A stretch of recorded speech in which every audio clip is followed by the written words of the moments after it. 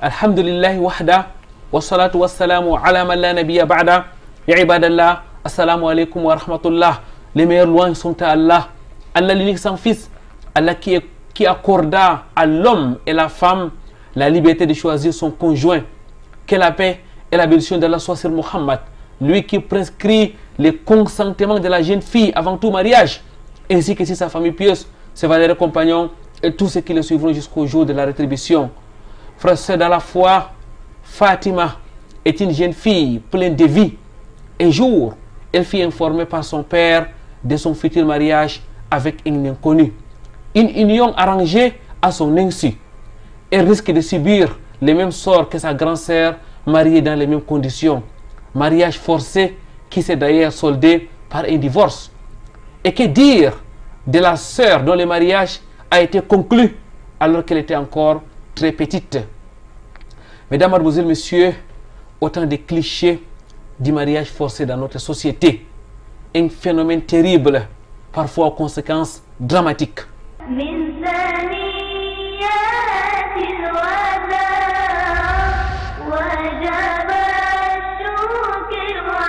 Très chers téléspectateurs, ahlan wa sahlan wa marhaban bikoum.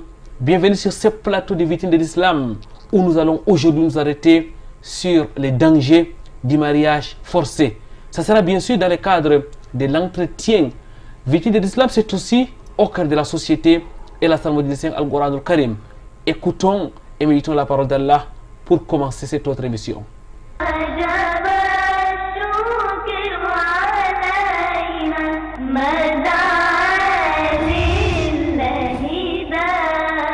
Bismillahirrahmanirrahim. Qul a'udhu bi rabbin nas.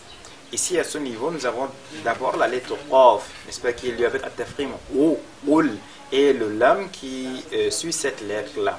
Qul, n'est-ce pas, il ne faudrait pas lire Qul, mais Qul a'udhu, la lettre Dal. Qul a'udhu. Et bi rabbi, nous avons la lettre Ra qui porte la fatha et donc qui est lue avec at-tafkhim. Bi rabbin nas, bi rabbin, ouais, bin nas.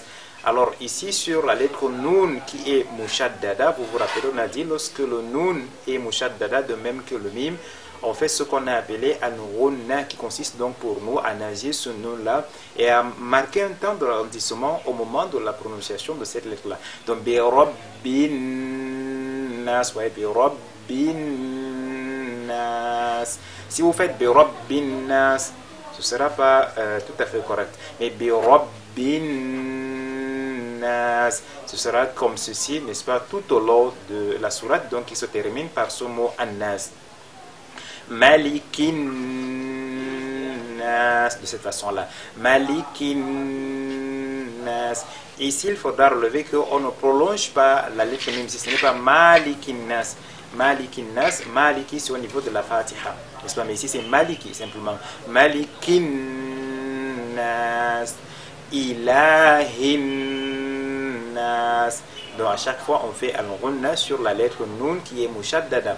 Ilahi et le ha, on vient à ce que ce ha là ressorte clairement dans la lecture. Ilahin nas, min sharril waswasil khannas.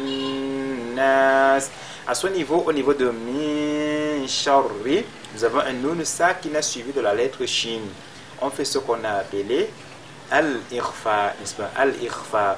Min sharri et la lettre ra qui est doublée, pas min shari mais sharri. Min sharril waswasil khannas, la lettre ra est lue avec at-tafkhim parce qu'elle fait partie de cette lettre de at-tafkhim. Al-kha, al-khannas, ce n'est pas al-khannas. Min sharril waswasil khannas alladhi yuwaswisu fi sudurin nas. Allazi, n'est-ce pas, c'est pas allazi, allazi. Allazi yuwaswisu. Il ne faudrait pas lire yuwaswisu. Allazi yuwaswisu fi sudur. Nous avons la lettre sod qui est liée avec at-tafkhim fi sudurin nas. Et le ra qui porte la kasra qui est liée avec at-tarqiq. Fi sudurin nas. الذي يوسوس في صدور الناس من الجنة والناس. Donc من الجنة, nous avons ici la lettre Noun mushaddada sur laquelle on fait al-ghunna avant celle de An-Nas. Donc ici on a deux ghunna. N'est-ce pas, on a deux nouns qui sont mushaddada. On fait donc à chaque fois al-ghunna sur ces nouns-là.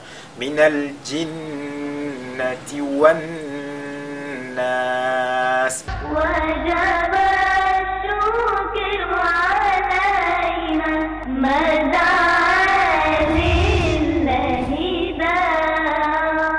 رب اشرح لي صدري ويسر لي أمري واحلل عقدة من لساني يفقهوا قولي. اللهم لا علم لنا إلا ما علمتنا إنك أنت العليم الحكيم. ربي زدني علما. Adorateurs d'Allah, mesdames, mademoiselles, messieurs, nous allons aujourd'hui aborder une question sensible, un fléau qui gangrène la vie de plusieurs jeunes dans notre société. Nous allons parler des mariages précoces. Nous allons lever les tabous sur cette question qui, aujourd'hui, constitue, nous l'avons dit, un virus dans notre Ummah. Avec nous pour en parler, Cheikh Zakaria Ondoti, spécialiste de la jurisprudence islamique, enseignant et prédicateur dans la ville de Douala. Assalamu alaikum wa rahmatullahi wa barakatuh, ya Cheikh.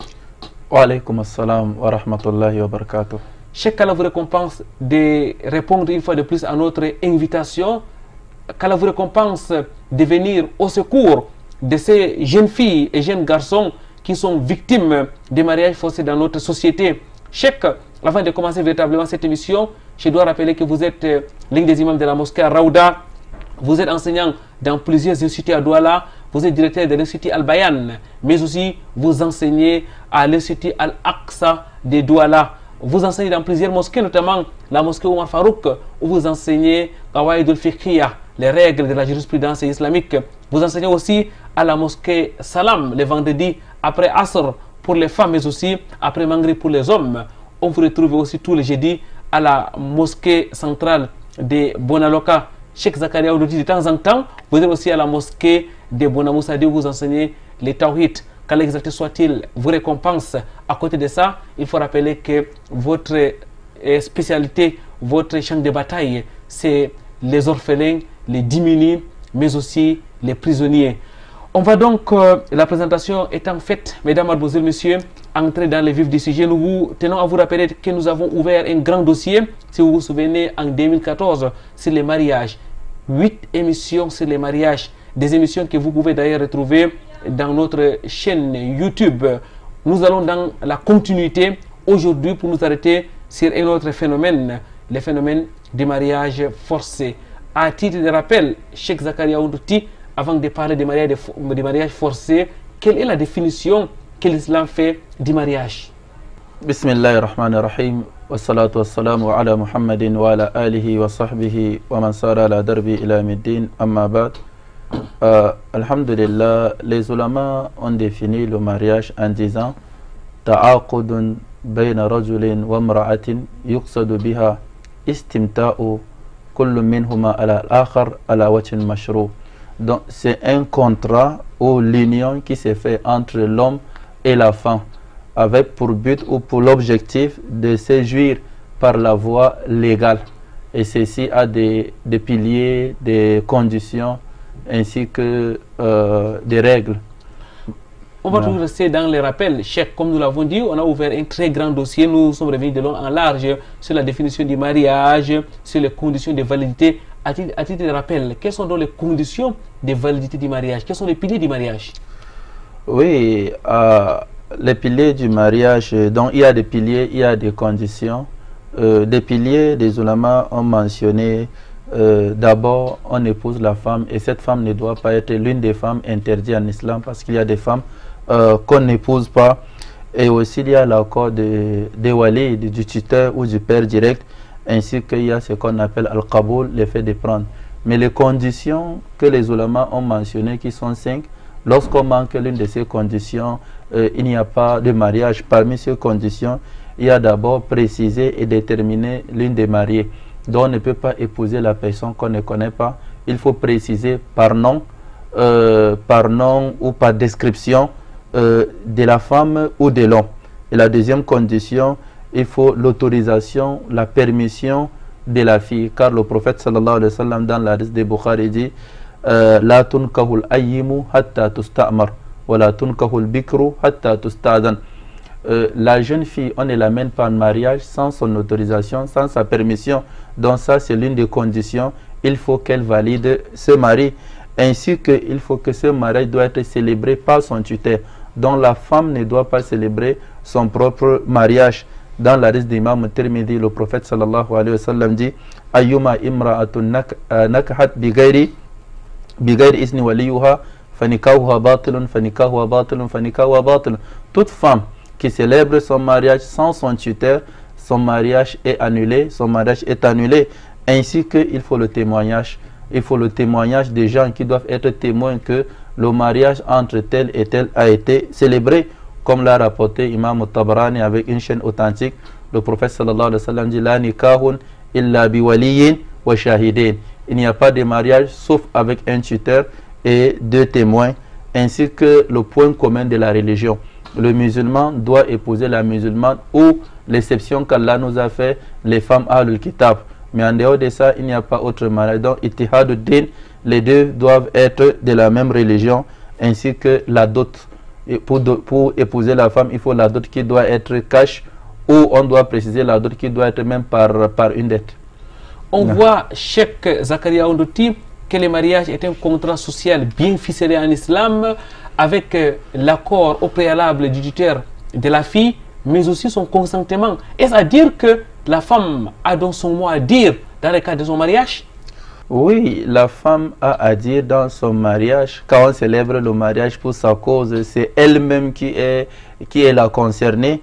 Et le prophète dans cet hadith d'Imam Bukhari a été bien clair en disant la tunkahul bikru hatta tusta'dan. On ne donne pas une jeune fille en mariage hatta tusta'dan, jusqu'au moment où on comprendra sa permission. Elle doit d'abord valider et accorder. Donc ici, Ibn Taymiyyah a fait une parole et dit islamiquement, envoyer une femme en mariage par son désaccord, ça s'oppose au fondement de l'islam et ça s'oppose à la raison. Donc, les fondements de l'islam n'acceptent pas et la raison n'accepte pas. Si l'islam n'accepte pas que tu forces ta fille à aller vendre ou acheter ou de porter tel genre d'habit ou de manger tel genre de nourriture, on ne force pas la fille. Comment doit-on lui forcer à un époux, à une personne? Donc ici, il n'y a même pas ce symbole du mariage qui est la bonté, la miséricorde, l'affection, dont tout on le perd. Donc ici, il y a son accord est capital, librement. Même les parents ne peuvent pas forcer la main de leur fille? En islam, il faut qu'on distingue les droits. Les parents ont des droits sur leurs enfants, les enfants ont des droits sur les parents, mais retenons que la fille aussi, elle a cette liberté totale pour le choix. Donc les parents peuvent proposer un époux, voilà, mais ne doivent pas l'exiger, lui forcer à l'amener à ce mariage. Ils n'ont pas ce droit. Car nous allons voir des propos d'où le prophète sallallahu alayhi wa sallam avait l'intention d'interrompre plusieurs mariages pour déjà des causes. Jazakumullahu khairan. Cheikh Zakaria Ondouti, on est quand même très surpris d'écouter tout ce que vous dites. C'est mentionné en noir et blanc dans l'islam, alors que nous sommes encore loin au 5e et 6e siècle, Cheikh. Allah tabaraka wa ta'ala dans le Coran, il a dit min ayati an khalaqa lakum min anfusikum azwaja.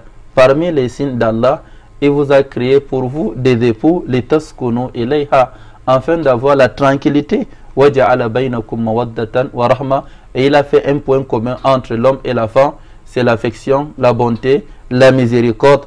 Donc, lorsqu'on manque ceci, il n'y a pas cet objectif, ce visée du mariage. Donc, la femme doit consentir librement. On ne doit pas l'amener, l'exiger, parce que souvent, on pousse la femme au nom d'obéissance. en la disant, Allah dit d'obéir aux parents, donc il faut obéir sans prendre son consentement. Il y a sa liberté de l'écouter et de faire son choix. Si le choix est islamique, si le choix aussi il y a le moral, il y a le choix aussi qui est physique.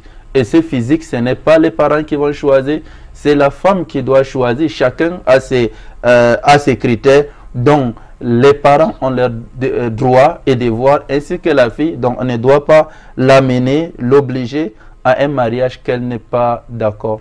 Cheikh, en conclusion, il n'y a pas de doute, il n'y a pas d'ambiguïté que notre religion, l'islam, est contre les mariages forcés. L'islam est contre le mariage forcé parce que Allah a dit dans le Coran que l'objectif de ce mariage, c'est la tranquillité. Dans le mariage forcé, on n'est pas tranquille. C'est la miséricorde. Dans le mariage forcé, il n'y a pas la miséricorde. C'est la bonté. Dans le mariage forcé, il n'y a pas la bonté. Regardons tous nos sources. Comment le Coran a décrit la vie du couple. Vous allez voir, lorsque ce mariage a été fait forcément, il n'y a pas ce partage. Regardons la vie pratique du prophète sallallahu alayhi wa sallam. Ici, on se rappelle bien du thème du frère Ahmad Abdallah, l'islam et le romantisme.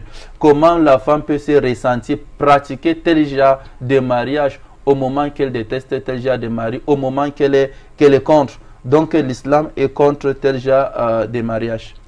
Jazakumullahu khairan, Cheikh. Vous faites bien de rappeler les thèmes qu'on a traités avec Oustaz Ahmad Abdallah sur le romantisme vu par l'islam. Nous demandons comme ça à tous nos téléspectateurs d'aller dans notre chaîne YouTube. Ils vont donc retrouver toutes ces émissions-là qui parlent de la pratique de la vie du mariage telle qu'est enseignée par le prophète Muhammad sallallahu alayhi wa sallam. Mesdames, Mademoiselles, Messieurs, frères et sœurs dans la foi, on va prendre une courte transition. Nous reviendrons juste après.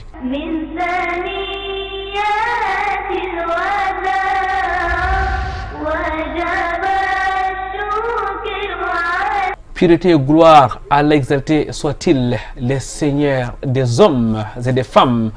Allah, frères et sœurs dans la foi, qui a donc prescrit une union libre entre les hommes et les femmes. Cheikh Zakaria Ndoti, quand nous parlons de l'union libre, c'est-à-dire union avec l'accord des différents conjoints, pas union libre, comme cela se comprend, c'est-à-dire sans mariage. Cheikh Zakaria Ndoti, il n'y a pas d'ambiguïté, vous l'avez dit dans la première partie de cette émission, que l'islam est contre les mariages forcés, mais lorsqu'on regarde notre société aujourd'hui, on est surpris de constater que ces phénomènes-là continuent encore et ils prennent de l'ampleur de plus en plus. Pourquoi, à votre avis?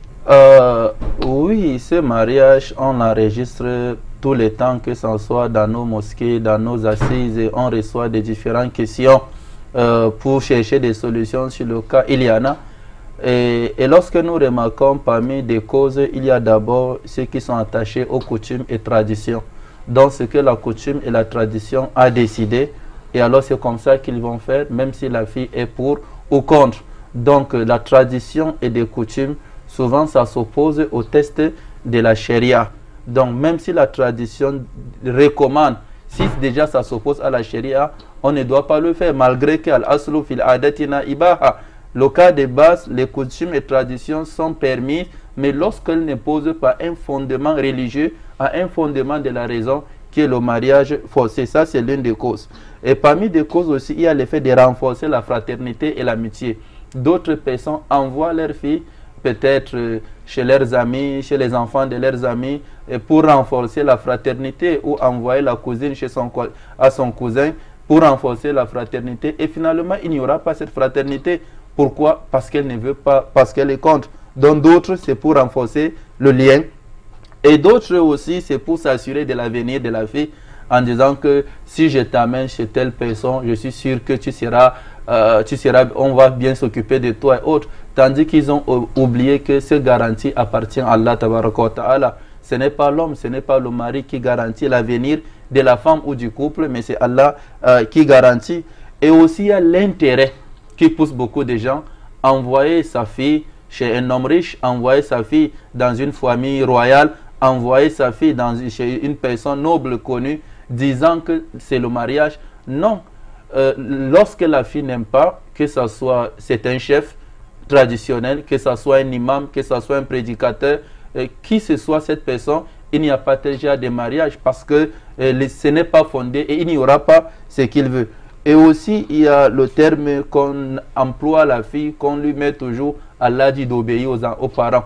Donc, si tes parents t'ont choisi, c'est que tes parents ont vu, toi tu ne peux pas voir. Et puis, vous savez, il y a plusieurs formes de mariage forcé. Souvent, ce n'est pas l'attraper forcément, l'amener chez un mari, mais il y a des moments de lui parler, de lui dévier, de lui montrer la possibilité, les avantages, les intérêts. On la met sous pression. Sous pression. Et finalement, elle est naïve, elle a peur des parents, elle a peur, peut-être le père peut dire, si tu refuses, va chercher un père qui n'est pas moi. Ou peut-être souvent le père influence la fille qu'il peut divorcer sa maman. Et peur qu'on garde sa maman à la maison, elle préfère valider ce mariage. Cheikh Zakaria Oudouti, et parfois ce sont même les prédicateurs, ce sont les imams qui vont dans ce sens. On va simplement leur dire, craignez Allah subhanahu wa ta'ala. Oui, qui craignent Allah, qui sachent que nous serons tous recommandés, nous serons tous interrogés, wallah, de tout ce qu'on a fait, que ce soit oralement ou pratiquement. Qui craignent Allah, qui sachent que eux, les parents, ou ceux qui acceptent ce mariage forcé, on lui donne la femme, qu'est-ce qu'il ressent? Où est l'amour? Où est l'affection? Où est ce dialogue? Il ne ressent rien. Mais à la limite, c'est quand même incroyable que certains hommes savent bien que leurs femmes ne sont pas d'accord, leurs futurs mariés, mais ils forcent, ils acceptent. Ça dépasse tout entendement, il m'échec. Oui, on essaie de leur dire que c'est une petite fille. Lorsqu'elle reste 2 semaines, 1 mois, elle va accepter le mariage, elle n'a pas le choix. Ou souvent, on essaie de leur faire comprendre que non, dès qu'elle tombe enceinte, elle n'aura plus encore ce temps d'être pour ou contre. Dès que vous avez un enfant, 2 enfants, et tout va finir. Et c'est comme ça qu'on essaie de les amener. Souvent, mais il faut des violences pour des rapports intimes. Je dis bien des violences. Des violences. Souvent, il y a des bagarres, souvent, il y a des crimes. C'est vraiment très, très terrible. Et nous allons aborder la question liée aux conséquences tout à l'heure, Cheikh. Mais avant, lorsqu'on parle de mariage forcé, on a l'impression que c'est seulement les femmes, les filles qui sont victimes. Mais il y a aussi les hommes, les frères qui sont forcés de se marier avec tel ou tel autre. Parfois, les parents font la pression pour que ce mariage-là ait lieu pour des raisons multiples. Oui, lorsqu'on parle des femmes, on voit la majorité, ce sont des femmes. Mais de l'autre côté, il y a aussi des hommes qui ont la pression de leurs parents. Souvent, les parents même ne les annoncent pas, on leur dit seulement la date. Donc, c'est le vice-versa, c'est les deux côtés. Et si on recommande aux parents la crainte d'Allah, car comment a-t-il choisi, lui, son époux? Et qu'est-ce qu'il voit au moment qu'on lui donne une autre époux qui ne l'a pas désiré? Donc, s'il comprend qu'il ne doit pas accepter ce mariage, s'il voit que lui, il n'aimerait pas pour lui, pourquoi doit-il amener sa fille dans l'enfer? Comment doit-il amener sa fille dans le châtiment? Là où Allah va l'interroger, as-tu assumé les devoirs envers tes enfants? Qu'est-ce qu'il va dire Allah tabaraka wa ta'ala? Jazakumullahu khairan, Cheikh. Autant de questions qui méritent d'être posées. Mesdames, mademoiselles, messieurs, stop au mariage forcé. Les mariages forcés n'ont rien à voir avec les enseignements de l'islam, avec la sunna du prophète Muhammad sallallahu alayhi wa sallam, encore moins le Coran al-Karim. Les conséquences du mariage forcé sont diverses et variées. Cheikh Zakaria Oudouti, on va aborder plusieurs plans, les plans spirituels, les plans économiques, les plans sociaux. Alors commençons par les plans spirituels. Quelles sont les conséquences du mariage forcé? Si on attend toujours la jeune fille avant son mariage, elle rêve d'avoir un mariage qui va l'accorder le paradis. Le mariage en religion, c'est l'adoration. La femme dans son foyer, c'est l'adoration. Et le prophète sallallahu alayhi wa sallam dit, dans les conséquences spirituelles, il y a d'abord, la femme peut perdre l'agrément d'Allah. Parce qu'au moment qu'elle accepte ce mariage, de son propre gré, elle ne sera pas apte de servir à son mari comme il le faut. Et Allah dit, Ayyuma imra'atum matad wa zawjuha anha radin dakhal al-jannah. Toute la femme qui décède et son mari l'a agréé, Allah l'accorde le paradis. Elle ne ressent pas le mari, elle ne doit pas être obéissante, elle est frustrée, elle n'a pas. Donc, dans le plan spirituel, elle perd déjà ses domaines. Et aussi, lorsqu'on parle des descriptions des femmes de l'enfer, qu'est-ce qu'Allah dit? Le prophète dit, donc, la femme, déjà, si le mari apporte à préparer, elle ne prépare pas, il la demande et elle ne répond pas. Donc, ici, elle va se retrouver dans un grand péché qui va l'amener en enfer. Et aussi, il y aura un mauvais lien entre elle et ses parents. Parce que les parents vont dire que, comme tu as dit que tu ne veux pas se marier, nous aussi, on n'a pas besoin de toi. Et chacun court derrière ses parents afin d'avoir le paradis. Et maintenant, ce sont tous ces causes. Le mariage, c'est l'adoration. pour que la femme doit être apte d'adorer Allah comme il le faut, on doit l'amener dans un foyer qu'elle adore, qu'elle aime. Et là, elle peut bien adorer Allah. Et lorsqu'on manque, elle rate tout. Le prophète dit Tabassumuka fi waji akhika sadaka. Souris envers ton frère, envers ta femme, envers ton mari, est un aumône, est un sadaka. Comment peut-elle sourire devant celui qu'elle ne l'aime pas? Donc spirituellement, elle rate beaucoup de choses. C'est quand même une véritable punition, un lourd bagage qu'on fait porter à ceux qui ne veulent pas se marier. Cheikh Zakaria Ondoti, c'est le plan sentimental. C'est aussi no comment. Allah tabaraka wa ta'ala a dit les taskunu. As-sakan, c'est la tranquillité. Allah dit mawaddatan wa rahma, l'affection, l'amour, la miséricorde, cette plaisanterie, la manière de dialoguer, la manière de s'échanger, la manière de partager tout, la complicité, le sourire, il n'y a pas, c'est bloqué. Donc ici, la femme est mise KO. Elle est souvent, tu viens, tu trouves le mari est préparé pour sa femme. La femme, souvent, tu le trouves en train de porter la vie de son mari. Il y a cette plaisanterie, il y a cet amusement. C'est un foyer qui est rempli de joie. C'est un foyer qui est rempli de bonheur. C'est un foyer qui est le paradis du monde. Mais lorsque c'est forcé, elle ne ressent rien. Elle se sent dans un enfer. Elle se sent dans un châtiment. Donc, dans le plan sentimental, la femme ne ressent rien. Et ça fait partie des causes d'où ça peut l'amener même à la fornication. Cheikh Zakaria Ondoti, lorsqu'on vous écoute parler, c'est une parenthèse, on se demande, mais est-ce que c'est un imam? Est-ce que c'est un prédicateur qui est en train de parler, de décrire la vie de couple, comme vous le dites, c'est-à-dire une complicité entre l'homme et la femme, une entente cordiale? On a l'impression que ceux qui sont en boubou, ceux qui ont les chapeaux, sont ceux-là qui sont mécaniques dans les relations. Non, les gens n'ont pas bien compris. Les imams sont les mieux placés pour connaître la femme parce que c'est Allah qui a parlé de la femme dans le Coran, dans la Sunna, le prophète. Ils sont les mieux placés pour connaître et pour le mettre en pratique. Prenons la vie du prophète et ses épouses, prenons la vie des Sahaba et autres. Donc quand on parle, nous sommes les mieux placés pour parler de la femme et de la qualité de la femme. Voilà pourquoi les imams sont les plus qu'on dérange toujours un peu ailleurs. Masha'Allah, barakallahu fik, Cheikh Allah vous récompense.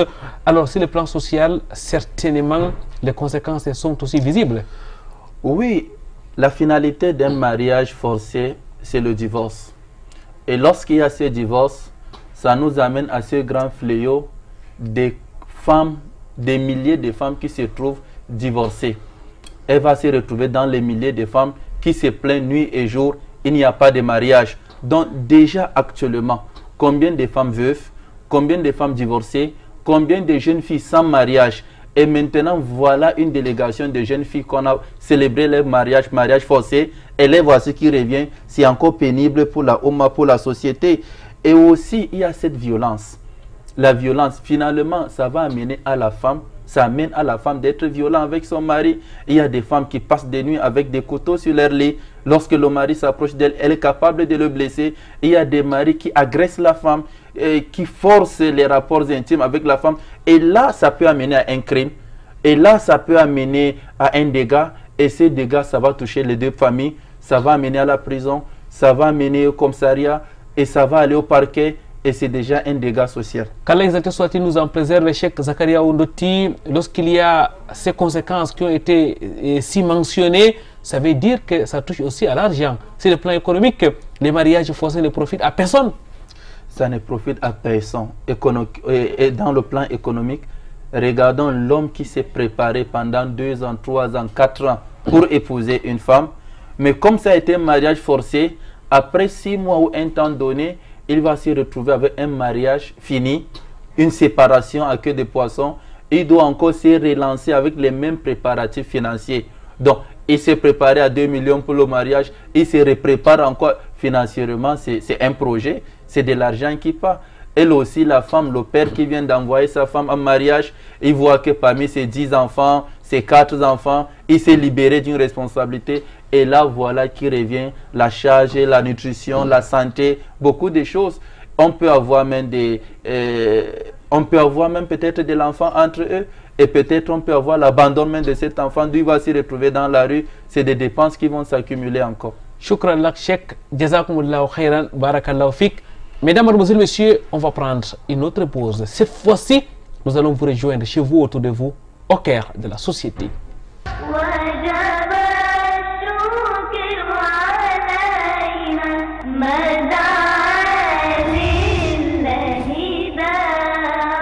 Ils étaient une soixantaine de muezzins ayant bénéficié du séminaire de renforcement de capacité organisé par Asset Al-Bayan dans le département du Mungo. Du 28 au 29 septembre 2019, les séminaristes ont été édifiés sur la pratique et les mérites d'appeler à la prière. Simultanément tenu à la mosquée At-Tawhid de Loum et la salle de conférence d'un hôtel de la place, cette rencontre a été observée avec une attention particulière au regard des enseignements. Si on fait une mosquée, on a besoin d'un muezzin. Les conditions qu'on a mises sur un muezzin est plus fort que les conditions sur l'imam. Voilà. Et retirons toute pensée qui dit le muezzin va mourir pauvre. Il est pauvre. Hein? Comme la maman qui a interdit à son fils d'appeler à la prière parce qu'elle n'aimerait pas que son fils devienne pauvre. Est-ce que vous savez, à nos jours, on lance les concours à Qatar, Dubaï pour être muezzin? C'est pour dire qu'il y a la bonne et la mauvaise science. Quelle est donc la bonne science? C'est celle-là qui vous transforme. Vous apprenez, vous avez appris durant ce séminaire que voici ce que le muezzin doit faire. Voilà ce qu'il doit apprendre avant de se lancer. Voilà les mérites de ce métier. Allahu Akbar, Allahu Akbar, Allahu Akbar, Allahu Akbar. On retient, tu vas encore dans la musique, continue. Ce problème, recensé dans la communauté musulmane depuis plusieurs années, trouve une solution. Contrairement à ce qui se dit par les non-initiés, le métier de muezzin nécessite une bonne connaissance, comme le souligne le conférencier Cheikh Ali Bayero. Alhamdulillah, l'association a bien pensé déjà de regrouper ce maximum, n'est-ce pas, de muezzins. Certes, le nombre même a dépassé les espérances. On sent que le besoin est ressenti. C'est un sentiment de satisfaction et de fierté d'être également parmi les membres encadreurs, n'est-ce pas, de ces séminaristes. On prie qu'Allah récompense les promoteurs. Et on sera toujours là, bi'idhnillah ta'ala, pour cette même lancée. Déjà, je pense qu'à la suite, n'est-ce pas, à l'apothéose, n'est-ce pas, de cette cérémonie, de l'encadrement des muezzins, je pense que les muezzins aujourd'hui repartent avec une autre vision déjà du rôle du muezzin, les mérites déjà du muezzin qu'ils ont découvert, qui n'était pas un poste, n'est-ce pas, comme on disait, pour les basses personnes, ou bien un poste qui n'avait pas de mérite, mais ils ont découvert que les mérites du muezzin sont tellement énormes en islam, et ils ont une particularité qu'Allah les a réservés au Qiyamah, avec lesquels on pourra, n'est-ce pas, les reconnaître avec les longs coups. Ce premier séminaire du genre dans le département du Mungo a été apprécié à sa juste valeur par les participants et certains responsables de la localité. Je suis doublement content de ce que j'ai vu, ce que j'ai entendu. D'abord parce que pendant longtemps, on a pensé qu'être muezzin, c'était être au bas de l'échelle dans la société. Quand on était muezzin, on devait mourir pauvre. Les muezzins n'avaient aucun mérite. Mais je pense qu'avec les enseignements qui ont été prodigués aux différents muezzins qui ont pris part à cette formation, je pense que tout le monde a compris qu'être muezzin, c'est une grâce, c'est un don de Dieu. Et le muezzin n'est pas celui-là qu'on pense qu'il est l'homme qui n'avait pas d'avenir. C'est plutôt l'homme qui a le plus d'avenir dans la communauté islamique. Dieu l'a dit, le prophète nous l'a enseigné. Le muezzin, sera remarqué le jour du jugement par des caractéristiques très particuliers parce qu'il a été muezzin dans sa vie sur terre. Je suis également content parce que les initiateurs de cette formation ont vu juste, ils ont vu clair dans le besoin de la communauté. Ce séminaire de formation nous a apporté un plus qui va nous permettre de pratiquer notre religion avec plus de connaissances et plus d'application par rapport à ce qu'on faisait dans le passé. Alhamdulillah pour ça, vraiment que Allah bénisse l'initiative et qu'il mette la lumière dans nos cœurs pour essayer de mener à bon port ce projet. Pour Cheikh Zakaria Ndotti, président national de Asset Al-Bayan, les objectifs semblent être atteints au regard de l'implication et le nombre de participants à ces séminaires. Allah dans le Coran parle au prophète et dit wa andir ashiratak al-aqrabin, commence par ta famille proche. Asset Al-Bayan est situé à Douala, dans le littoral. Donc si déjà son tout premier séminaire a été organisé à Douala, il semble qu'il faut d'abord achever le littoral passé par le Mungo, après le Sanaga. Et l'objectif est clair dans notre société. Et beaucoup se sont lancés dans ce métier noble, mais en ignorant ce principe. Et beaucoup l'ont fui en croyant que c'est un métier des personnes plus bas, c'est un métier des voyous. Donc voilà pourquoi les amener à comprendre les fondements, les amener de la théorie à la pratique pour ceux qui n'ont jamais fait, ou de leur pratique à une bonne théorie afin de se rectifier. Donc voilà l'objectif. Et ça a été atteint car on attendait 40, on s'est trouvé avec plus de 60. On remercie Allah, on remercie les imams, ses majestés. Et les joies sont immenses et alhamdulillah. Déterminée à véhiculer les pratiques authentiques de l'islam, l'Association pour l'éducation et le développement Al-Bayan s'est penchée déjà sur les prochains séminaires qui visent à édifier les musulmans dans les différentes localités du littoral et même au-delà.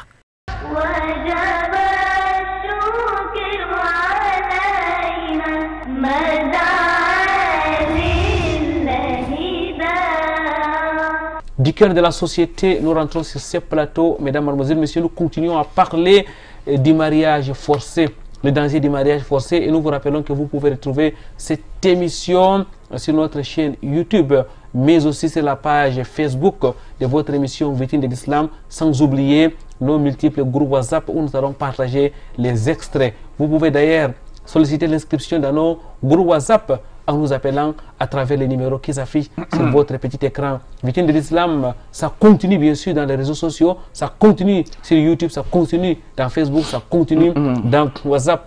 Cheikh Zakariaou Ndoti, le phénomène est désormais connu, il est horrible, les conséquences sont désastreuses.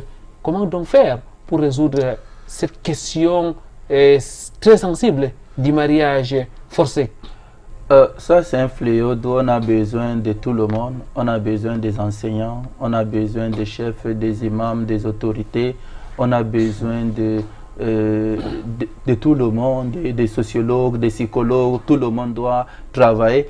Mais il faut une très grande sensibilisation. Il faut des prêches, des sermons, des séminaires, des dialogues, que ce soit dans les mosquées, dans la radio. Parce que si on rate la cible à travers la radio, on peut le trouver à travers la télé. Si on le rate là-bas, on peut le trouver à la mosquée. Il faut qu'à partir d'aujourd'hui, peut-être, les grandes associations connues comme la SIC essayent de voir le cas et de mettre quelques règlements concernant le mariage général. Il faut le conseil des chefs traditionnels essayer de voir tout ce cas. Peut-être ça peut travailler. Donc, c'est un cas d'où on a besoin de tout le monde. Il faut donc la conjugaison des efforts. Il faut la conjugaison des efforts de tous. Qu'Allah exalté soit-il, nous assiste Cheikh Zakariaou Ndoti. Vous avez interpellé les imams, vous avez interpellé les prédicateurs, vous avez interpellé les chefs de la communauté, vous interpellez aussi l'État? Oui, l'État, nous sommes les enfants de l'État. L'État a besoin de la paix, l'État a besoin de la tranquillité, l'État a besoin de voir de ses enfants qui jouissent de leur bonne vie. Dans l'État, il y a des services sociaux qui doivent entrer dans le cas. L'État doit se mêler dans l'affaire. Jazakumullahu khairan Cheikh, barakallahu fikoum. Cheikh, il y a beaucoup de mariages forcés aujourd'hui. Il y a des jeunes filles qui sont sur le point de subir ces mariages forcés. Cheikh Zakariaou Ndoti, lorsqu'on conclut un mariage sans le consentement de la fille, est-ce que ce mariage est valide? Le mariage reste comme ça en stand-by. Si la fille valide, le mariage est valide. Si la fille ne valide pas, le mariage n'est pas valide. On appelle ça nikahun fasid, ce n'est pas batil. Il y a la différence entre batil, c'est comme épouser une femme qu'on ne doit pas l'épouser. Mais ceci, c'est nikahun fasid. Juste, elle dit oui et le mariage est valide. Ibn Majah a rapporté un hadith de Bouraïda. C'est une jeune fille qui s'est plainte auprès du prophète sallallahu alayhi wa sallam. Elle a dit: ô prophète d'Allah, voilà mon père qui m'amène chez quelqu'un que je ne désire pas, chez mon cousin. Moi, je ne le veux pas en mariage. Et le prophète sallallahu alayhi wa sallam a dit à la fille: tu valides, je valide. Si tu ne valides pas, je romprai ce mariage. Et la fille a dit: qad ajaztu ma sana abi. Je valide la décision de mon père. Walakin aradtu an ta'lama an-nisa. Mais j'aimerais enseigner, j'aimerais que les femmes sachent dès aujourd'hui. Donc on parle de 14e siècle, de 15e siècle. Dès aujourd'hui, que les parents, les pères savent qu'ils n'ont pas de décision là-bas. ils ont des décisions dans autres. Mais le choix de l'époux, ça nous appartient. Et c'était l'approbation du prophète, parce qu'elle a parlé devant le prophète. Et les ulamas étaient... Il y a une couche des ulamas qui disent le mariage est valide comme Malikia, hein, mais la plupart des ulamas disent nikahun fasidun. Le mariage n'est pas valide, il faut qu'elle accepte. Bon, si elle accepte forcément, c'est valide. Mais maintenant, comment doit-elle rester? L'Ajna, le conseil permanent, le comité permanent de la fatwa internationale a donné la fatwa en disant que ce mariage n'est pas valide. Je crois la fatwa numéro 18/126. Et cette fatwa dans l'Ajna Daima, ils ont dit le mariage n'est pas valide. Lorsque nous voyons Cheikh Bin Baz dans son fatwa, il a dit le mariage n'est pas valide. Lorsqu'on voit Cheikh Ousaymin dans Liqa al-Shahri, il dit le mariage n'est pas valide. Imam al-Bukhari dans son grand recueil, Sahih al-Bukhari, il a intitulé un chapitre, il a dit Babu iza zawwaja ar-rajulu ibnatahu wa hiya kariha fanikahuhu mardud. Chapitre qui consiste lorsqu'un papa amène sa fille dans un foyer qu'elle ne veut pas, le mariage est rejeté. Donc ici, si on l'amène, il faut d'abord sa approbation, son accord. Si elle donne, le mariage est valide. Si elle ne donne pas, elle a le droit de se défendre. Se défendre comment? Se défendre afin de se plaindre auprès d'un juge islamique, comme l'a fait cette femme au temps du prophète sallallahu alayhi wa sallam. C'est le même fatwa que le comité permanent de la fatwa a donné en disant qu'elle se rend chez les juges islamiques. Et si on demande est-ce que la SIC a un juge islamique, est-ce qu'on a, si elle doit se plaindre. Oui, je suis obéissante envers mes parents, je fais tout ce qu'ils veulent, mais ils ne parviennent pas à comprendre mes sentiments. Ils n'ont pas ces sentiments, ils ne peuvent pas être à ma place. J'ai mon choix. Le parent peut s'opposer s'il voit peut-être le prétendant a des mauvais comportements, s'il voit des choses qui sont un peu dangereuses. Mais au moment qu'on valide la religion, le comportement, on doit valider le mariage. C'est ce que le prophète a dit.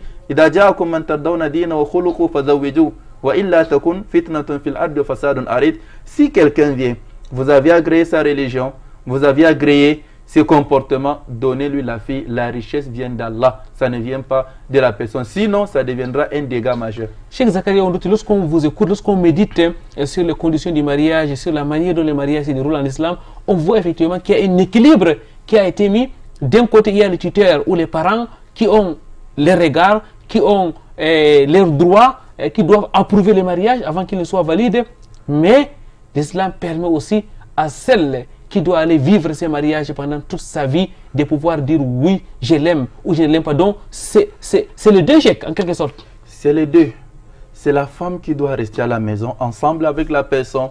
Ils vont partager la même chambre. C'est elle qui va préparer, c'est elle qui va causer, c'est elle qui va dialoguer avec la personne. Donc, c'est elle qui a à dire. Les parents vont juste, si elle fait son choix, les parents vont veiller à voir est-ce que c'est le bon choix. Car la plupart des parents, c'est l'intérêt. Soit ils voient que la religion, c'est un cheikh, c'est un imam, c'est un oustaz, c'est un politicien, c'est sa majesté, c'est elle. On la pousse seulement en mariage. Mais tandis qu'elle-même, elle a ses critères physiques. Elle peut être une femme, elle accepte sa religion. Une femme est venue au temps du prophète, elle a dit au prophète d'Allah, telle personne, je ne me plains pas de sa religion ni de ses comportements, mais j'ai peur de la mécréance, donc je ne l'aime pas. Peut-être qu'il va falloir qu'on appelle les chats par son nom. Donc, vous nous dites là simplement que les femmes, les sœurs ont aussi le droit de dire qu'ils aiment telle catégorie d'hommes, qu'ils aiment peut-être un homme qui est géant, un homme qui est court, un homme qui est mince, qu'ils approuvent les physiques de tel ou tel autre homme. Ce n'est pas interdit en islam. C'est le cas de base qu'Allah a créé tous les sœurs ainsi que tous les frères. La femme, malgré ta religion, malgré tes comportements, elle va dire j'ai besoin d'une personne de grande gabarit, j'ai besoin d'une personne qui a la barbe, j'ai besoin de grande taille, de petite taille, j'ai besoin d'une personne arquée, j'ai besoin d'une personne. C'est son choix. Donc vous ne pouvez pas s'asseoir à sa place. Donc c'est son choix. S'il a la religion et le comportement plus ses critères, on valide. S'il a la religion et le comportement, mais il manque les critères de la jeune fille, on ne doit pas valider parce que c'est elle qui doit rester. Le prophète sallallahu alayhi wa sallam dit, la femme, il faut la jouissance du regard. Comment la femme peut se jouir au moment qu'elle regarde un époux? Comment elle peut se jouir? Elle ne peut pas se jouir. Elle voit ce qu'elle déteste. Comment peut-elle être obéissante? Et jusqu'à lui toucher, comment peut-elle accepter? Donc l'islam est catégoriquement contre tel genre de mariage. Alhamdulillah, thumma alhamdulillah, alhamdulillah, bi-ni'mati l'islam, qu'Allah vous récompense, Cheikh Zakaria Ondouti, de nous éclairer davantage par rapport aux enseignements authentiques de notre religion, l'islam. Des enseignements, mesdames, mademoiselles, messieurs, qui n'ont rien à voir avec les dictatures de nos traditions qui forcent les mariages entre les jeunes. On avance petit à petit vers la fin de cette émission. Avant de prendre votre dernier mot, nous avons là relevé les conséquences des mariages forcés et quels sont les bienfaits des mariages où les deux conjoints ont donné leur consentement. Et assalam. Lorsqu'on parle du bienfait des mariages, c'est d'abord cet amour, cet partage, ce dialogue, tu trouves un couple en train de blaguer, de s'amuser, de gérer la gestion de la maison ensemble, la gestion des enfants ensemble, de tracer un projet de 5 ans à court terme, à moyen terme, à long terme. Tout ça, ces résultats nous amènent à trouver un foyer religieux et comblé du bonheur. Ça, ce sont les bienfaits. Et aussi, ça rassure l'avenir des enfants. Parce qu'ils vont dialoguer. Qu'est-ce que vous voyez de nos enfants là? Qu'est-ce que tu vois? Il va dire, bon, cet enfant doit fréquenter là-bas, il est plus sage dans tel domaine. Donc, il y a plus d'avenir des enfants. Et aussi un dialogue permanent qui permet de collaborer avec toutes sortes de personnes. Et en plus, c'est un foyer d'exemple. Regardons comment le prophète avec ses épouses, le prophète sallallahu alayhi wa sallam avec Aïcha, que ce soit avec Khadija et les autres, Koiranga, si vous me le permettez, lorsqu'on voit dans le studio M. Koiranga et Mme Koiranga, nous savons très bien que ce n'est pas un mariage forcé. Lorsque nous voyons un couple Nouroudine dans le studio, nous savions que ce n'est pas un mariage forcé. Lorsque nous voyons un couple se jouir du mariage, le résultat, les fruits, ce n'est pas un mariage forcé. C'est ce que le père veut voir de ses enfants. C'est ce que le père veut voir de ses petits-enfants. Et lorsqu'on la manque, comment la fille peut s'agir? La fille va dire, mon papa m'a trompé, mon papa m'a fait du mal. Hein? Donc, les fruits sont énormes, Bonheur total. Ici d'abord bas, mais aussi bonheur dans l'au-delà. Lorsque le mariage est fait dans la réglementation islamique, Cheikh Zakaria Ondouti, qu'Allah vous récompense, que ce soit dans le cadre de la polygamie ou même de la monogamie, Cheikh. Ceci est valable? Ah oui. Alhamdulillah, lorsque c'est polygame, même c'est plus, il n'y a plus de romantisme dans un foyer, lorsqu'ils sont tous religieux. Parce qu'il y a d'autres qui pensent que ce romantisme-là, ça ne peut pas avoir lieu dans un foyer polygamique. Non, le romantisme est plus bon lorsque le foyer est polygame. Shukran lakoum, Cheikh, barakallahu fikoum. On va nous prendre votre dernier mot très rapidement. Oui, alhamdulillah, juste je recommande aux parents qui sont mes propres parents aussi, par la crainte d'Allah. Qui craignent Allah, qui sachent que les enfants qu'Allah a donnés n'est qu'un dépôt. Et alors qui craignent Allah, qui donne aux enfants ce qu'ils ont choisi. Et qui sachent que la fille a le droit. Elle a le droit de s'exprimer. La liberté d'expression, il faut lui donner l'opportunité de parler, de s'exprimer. Toi-même, tu comprendras ce que la fille va te... Elle aura besoin. Et enfin aussi, 2 questions que j'aimerais que le parent médite. Comment a-t-il fait pour le choix de sa propre femme? Et qu'est-ce qu'il en pense lorsqu'on lui donne une femme qu'il ne désire pas? Qu'il essaie de les méditer et qu'il pratique la réponse envers ses enfants. Jazakallahu khayran, Cheikh Zakaria Ondouti, barakallahu fik. Mesdames, mademoiselles, messieurs, qu'Allah vous récompense, vous aussi pour votre aimable attention. L'islam, c'est une religion de bonheur, c'est une religion de liberté où les futurs époux doivent donner leur consentement à côté bien sûr de l'accord des tuteurs. Avant de partir, nous allons donc vous laisser méditer sur ce hadith qui a d'ailleurs été rappelé par notre Cheikh Zakaria Ondouti, à qui nous disons merci et nous convions tous ceux qui sont dans la ville de Douala à assister aux multiples cours organisés par notre Cheikh Zakaria Ondouti. Ceux qui sont à l'extérieur peuvent aussi demander l'inscription dans nos groupes WhatsApp ou aller tout simplement sur la chaîne YouTube de Victimes de l'Islam pour profiter de nos production. Et le prophète Muhammad sallallahu alayhi wa sallam dit dans un hadith, la tunkahul bikra hatta tustahzan. La traduction de ces hadiths, frères et dans la foi, on ne marie pas une jeune fille jusqu'à avoir sa permission. Hadith rapporté par Bukhari. Il n'y a pas donc de mariage d'une jeune fille sans son consentement. Vendredi prochain, ça sera un autre jour. Inch'Allah, une nouvelle émission de Victimes de l'Islam. D'ici là, wa'atasimu bihablillahi jami'an wala tafarraqu. Cramponnez-vous sur les câbles d'Allah et ne vous divisez point. Subhanakallahumma wa bihamdik, ashhadu an la ilaha illa anta, astaghfiruka wa atubu ilaik. Avant le prochain donc, lorsqu'il sera 16h30 heure du Cameroun, ou le samedi à 6h30 dans le cadre de la rédivision, Inch'Allah.